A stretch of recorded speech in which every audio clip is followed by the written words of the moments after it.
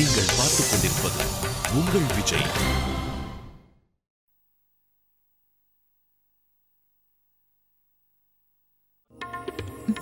கார்த்திக் யாராவது பாத்துருவாங்க. குழந்தை தூங்குறான். அதனால என்ன, நாம மொட்டை மாடியில இருக்கோம். அக்கம் பக்கத்துல யாராவது பாத்துட்டா? இந்த நேரத்துல எல்லாரும் தூங்கிக்கிட்டு இருப்பாங்க. அதோ அந்த வீட்டுக்காரங்க, அவங்க வீட்டு பையனு கூட இப்பதான் புதுசா கல்யாணம் ஆயிருக்கு. அவங்களும் நம்மள மாதிரி மொட்டை மாடிக்கு வந்திருந்தா? அப்படின்னா சரி, ஒரு வேலை பண்ணலாம்.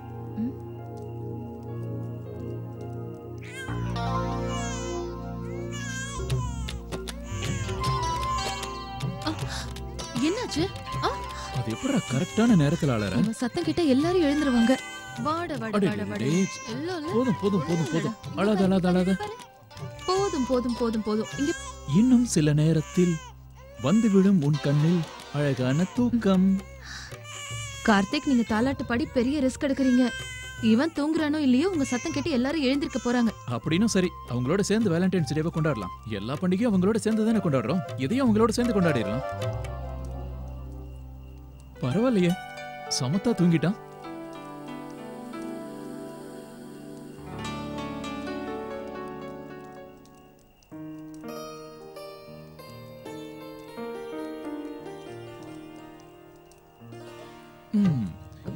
இப்போ விட்டு போன அரைக்குறை வேலைய முழுசா முடிக்க போறோம். கார்த்திக், நான் சொல்றது கேளுங்க. இத பாருங்க, இவ எழுந்திருக்கிறானோ இல்லையோ அம்மா கண்டிப்பா எந்திரிச்சிருவாங்க. அவங்க தூக்கத்துல கூட இவனை தட்டி கொடுத்துட்டே தான் தூங்குவாங்க. அவங்க சடனா எந்திரிச்சு இவன் இல்லன்னா டென்ஷன் ஆயிடுவாங்க. அதுக்கு இன்னும் டைம் இருக்கு. ஆனா கார்த்திக், நீங்க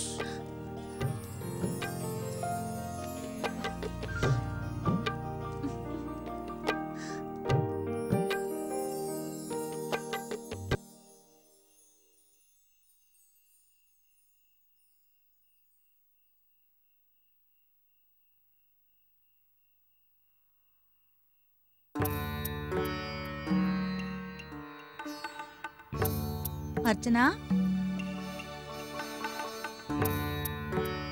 குழந்தை அழுதுருப்பான் போல இருக்கு. அதான் வெளியில கூட்டிட்டு போயிருப்பா. நான் வேற இப்படியா தூங்குவேன்?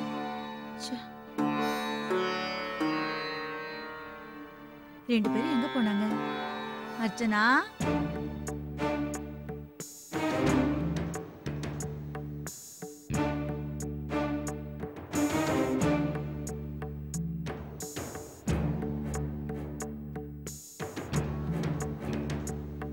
எங்கேயோ அவளை காணுமே. அர்ச்சனா, எங்க? ஒருவேளை குழந்தையோட துணி எடுக்க அவ ரூமுக்கு போயிருப்பாளோ?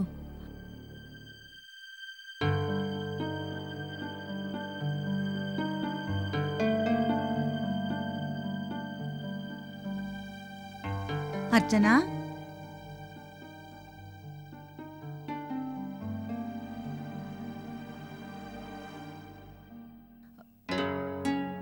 கார்த்திகையும் காணுமே. மூணு பேர் எங்க போனாங்க? ஒருவேளை குழந்தைக்கு உடம்பு கிடம்பு சரியில்லையோ? என்னங்க என்னங்க என்னங்க எந்திரிங்க. என்னாச்சு? கார்த்திக் எங்க? இங்கதான் எங்கேயாவது இருப்பான். இல்லங்க, அர்ச்சனாவையும் குழந்தையுமே காணோம். உங்ககிட்ட ஏதாவது சொல்லிட்டு போனாங்களா? இல்லையே. ஒன்னும் ஆயிருக்காது இல்லங்க. எனக்கு என்னமோ பயமா இருக்குங்க. எங்க போயிருப்பாங்க? ராத்திரியில இந்த நேரத்துல மூணு பேரையும் காணோம். குழந்தைக்கு உடம்பு சரியில்லாம போயிருக்குமோ? அது நீங்க எந்திரிங்க, முதல்ல போய் பாருங்க. சரி வா போலாம். வாங்க போய் பாருங்க.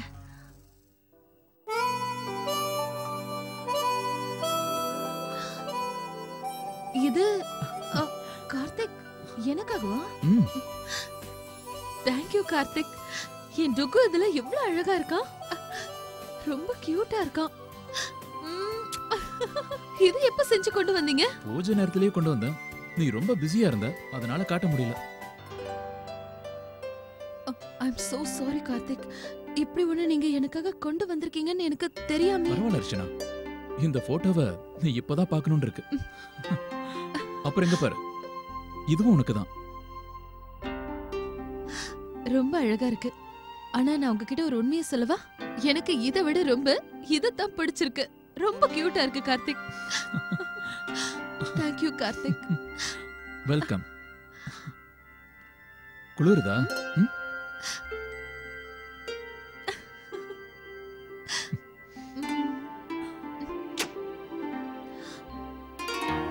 யாரோ வராங்க கார்த்திக்.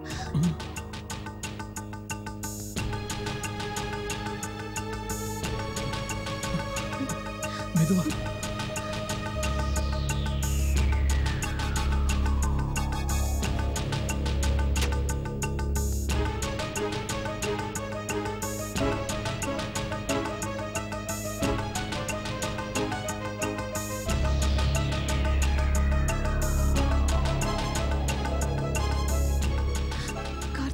பாத்தீங்களா, இதுக்குதான் அப்பவே கீழே போலான்னு சொன்னேன். நீங்க தான் கேட்கவே இல்ல. இப்ப பாருங்க, எல்லாரும் எழுந்துட்டாங்க. நம்மள தேடிக்கிட்டு மாடி வரைக்கும் வர போறாங்க. இப்ப என்ன பண்றது?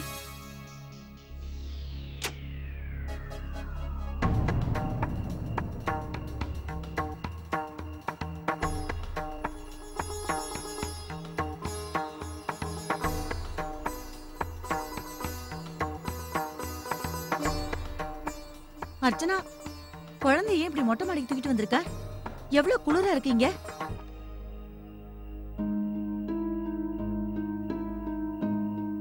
அர்ச்சனா, குழந்தைய தூக்கிட்டு ரூமுக்கு போ, நான் வரேன். சரிம்மா.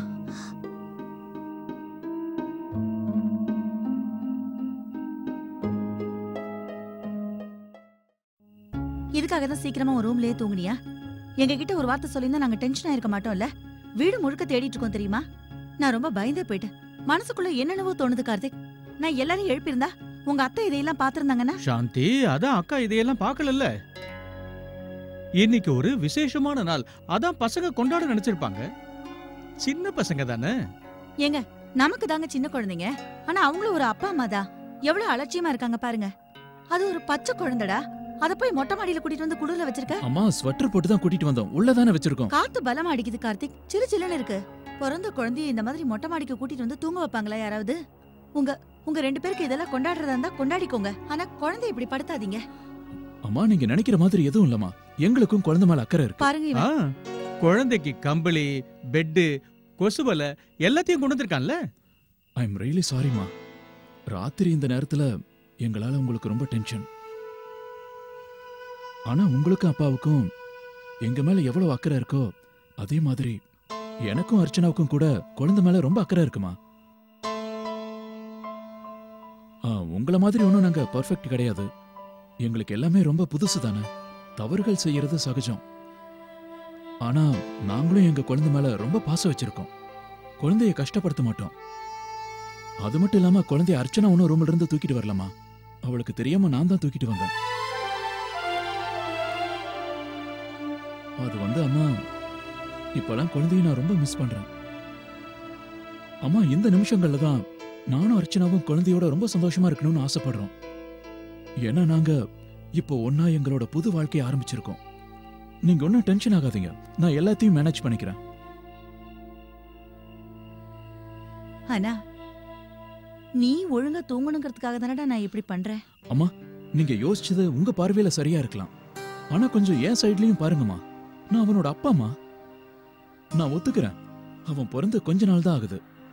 ஆனா ராத்திரி அவன் இல்லாம என்னால வேற ஒரு இடத்துல தூங்க முடியாது. அப்ப உன்னோட வேலை? நாங்க ஏண்டா உன்னை தடுக்க போறோம்? நீ வேலையில ஒழுங்கா கவனம் செலுத்த வேண்டாமா? அம்மா, அதையெல்லாம் நீங்க என்கிட்ட விட்டுருங்க. யாரும் குறை சொல்ற அளவுக்கு நடந்துக்க மாட்டேன்.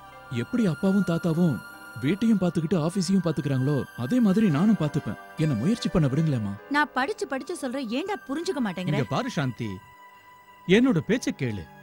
இந்த விஷயத்தை இதோட விட்டுறது நல்லது. கார்த்திக், நீ போய் உன் ரூம்ல படுத்துக்கப்பா. நீ என் கூட வா. வா.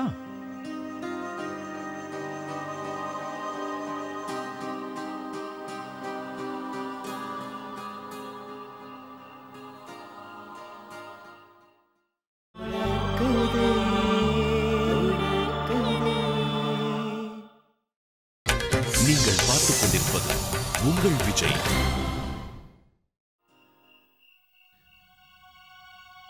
எவ்வளவு எடுத்து சொன்னாலும் இவங்க புரிஞ்சுக்கிறதே கிடையாது.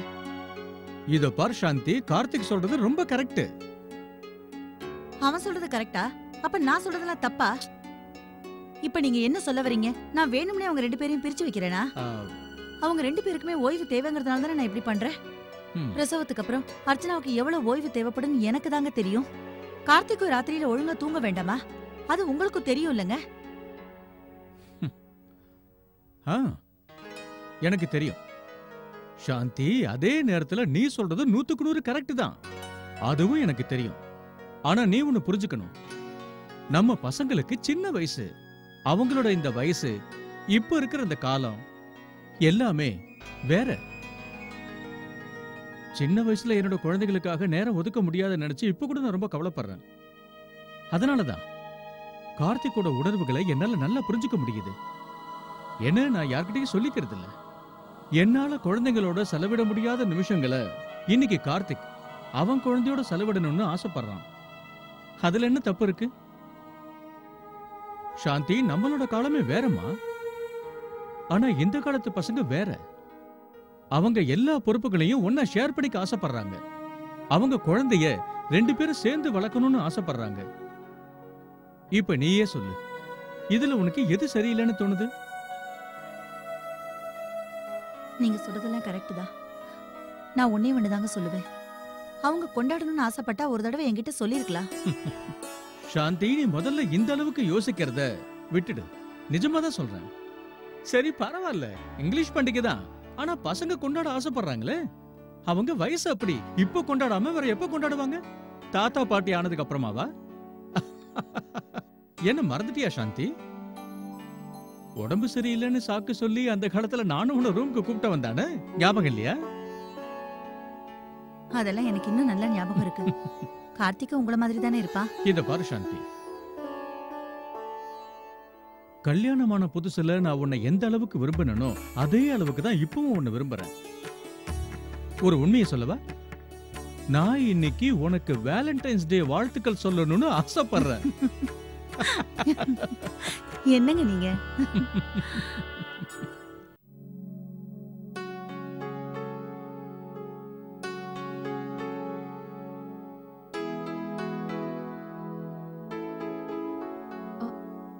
அம்மா அம்மா அவங்க ரூம்ல இருக்காங்க. ஏ ஏன்னா ராத்திரியில நான் உன் கூடவும் குழந்தை கூடவும் இருக்க ஆசைப்படுறேன்னு சொல்லிட்டேன். ப்ராப்ளம்ஸ் இருக்க தான் செய்யும். ஆனா இந்த அனுபவம் என்னைக்குமே சுகமான நினைவுகளா இருக்கும்ல. நடு ராத்திரியில என் குழந்தை அழுது என்னை எழுப்பும் போது எனக்கு ரொம்ப சந்தோஷமா இருக்கு. அப்படி இல்ல கார்த்திக், நீங்க சொன்னது அம்மா தப்பா நினைச்சுக்க போறாங்க. நான் சொல்லும்போது கொஞ்சம் கோவமா தான் சொன்னேன். ஆனா நான் கரெக்டா தான் சொன்னேன். குழந்தையோட பொறுப்புகளை எங்களையும் கொஞ்சம் ஏத்துக்க விடுங்கன்னு சொன்னேன். நீ ஒன்னும் டென்ஷன் ஆகாத. அம்மாவுக்கு அவங்க பையனை பத்தி நல்லா தெரியும். அதெல்லாம் சரிதான் கார்த்திக். என்ன இருந்தாலும் நீங்க அம்மா கிட்ட அப்படி பேசியிருக்க கூடாது. சரி, காலையில அம்மா கிட்ட நான் மன்னிப்பு கேட்கறேன். ஓகே, தூங்கலாமா? மெதுவா. இந்தா.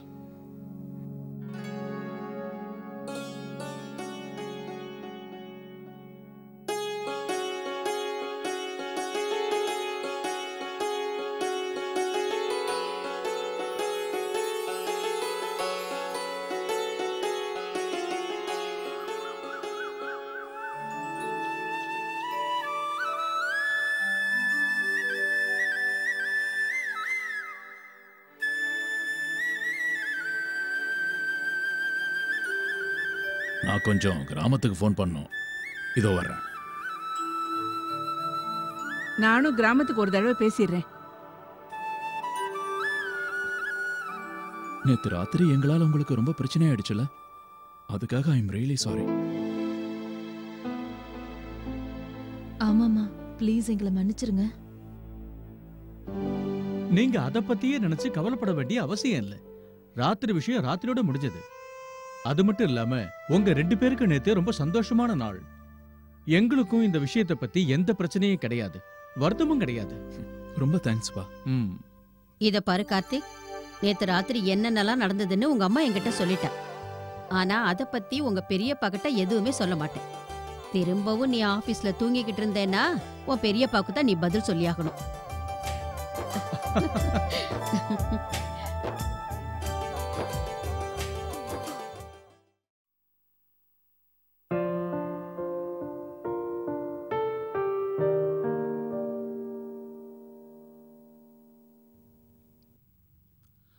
லக்ஷ்மி,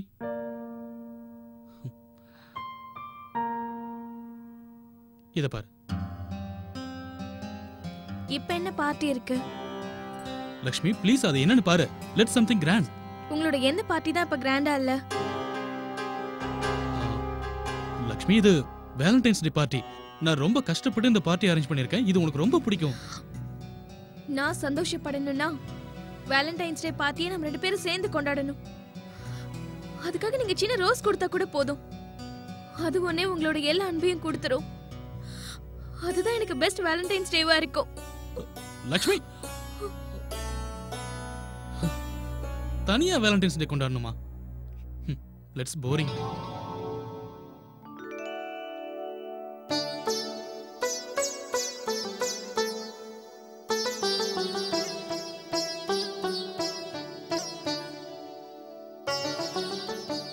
அம்மா ராதிகா, பண்டிகை எப்படி இருந்தது?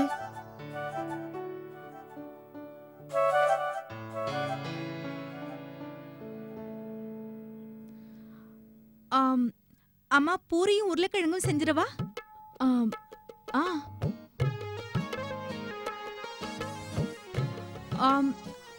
அப்பா, இன்னும் கொஞ்சம் டீ வேணுமா?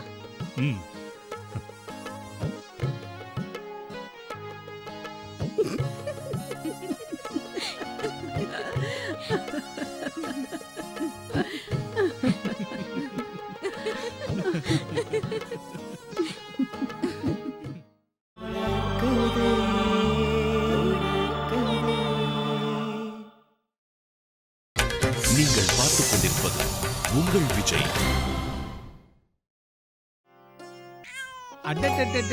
செல்லக்குட்டி, அழக்கூடாது அழக்கூடாது.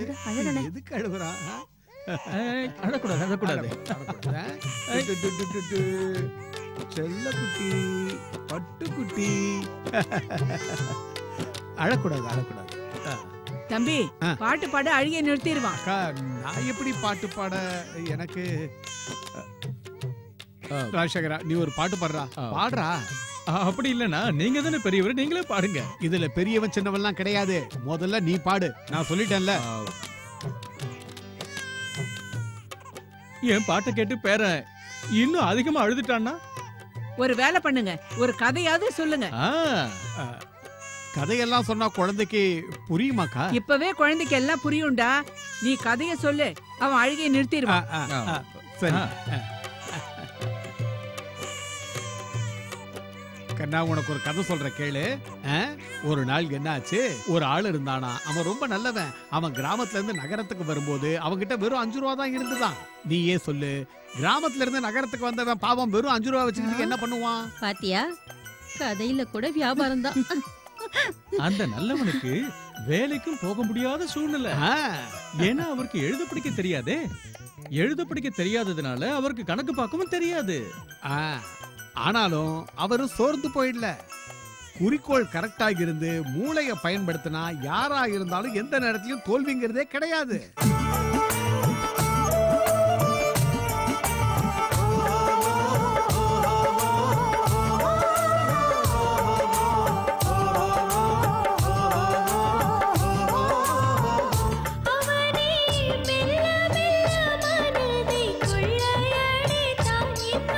தூங்கிட்டான் தூங்கிட்டான்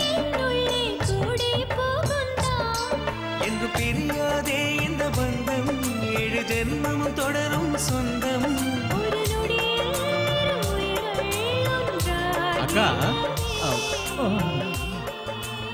குழந்தையோட அழுகையை நிறுத்தி அவனை தூங்கவும் வச்சுட்டோம். பின்ன இப்படி போர் அடிக்கிறாப்ல கதைய சொன்னா அவன் தூங்காம வேற என்ன பண்ணுவான்? இதோ எங்களுக்கே தூக்கம் வருது. இங்க பாரு, அர்ச்சனாவுக்கு கூட தூக்கம் வருது. உங்களுக்கு இன்னைக்கு ஆபீஸ் போற ஐடியாவே இல்ல போல இருக்கு. ஆமால்ல, நான் ஆபீஸ் கிளம்புறேன்ப்பா. ஐயோ, இவ்வளவு நேரம் ஆயிடுச்சா? இன்னும் நான் கிளம்பவே இல்லையே. கார்த்திக், கொஞ்ச நேரம் இருப்பா, நான் ரெடியாகி வந்துடுறேன். அக்கா, இந்தாங்க குழந்தை எப்படிங்க? இருப்பா, அதோ வந்துடுறேன். இது வரைக்கும் இவர் ஆபீஸ்க்கு லேட்டா போனதே இல்ல, இன்னைக்கு லேட் ஆயிடுச்சு. இனிமே இவங்க மனசு குழந்தை மேலதானே இருக்கும். நீங்க வேணா பாருங்க.